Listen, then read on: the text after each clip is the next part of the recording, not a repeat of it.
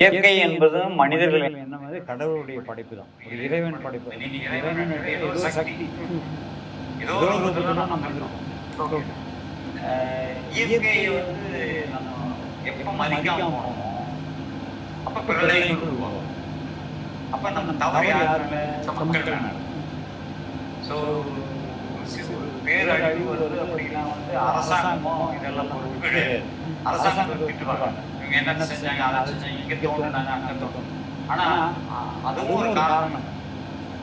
ஒரு இயற்கை சீற்றம் வந்து சித்தர்கள் அந்த காலத்துல சொல்லும் பொழுது என்ன சொன்னாங்கன்னா 2024 இந்த ஆண்டு, அதாவது 2000க்கு பிறகு வரும் ஜெனரேஷன், ஒரு ஜெனரேஷன் 20 வயசுக்கு அப்புறம் 30 வயசுக்கு வரும்.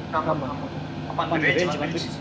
அந்த காலகட்டத்தில் பஞ்சபூதங்களுடைய இந்த இயற்கை ஒன்றிணைந்து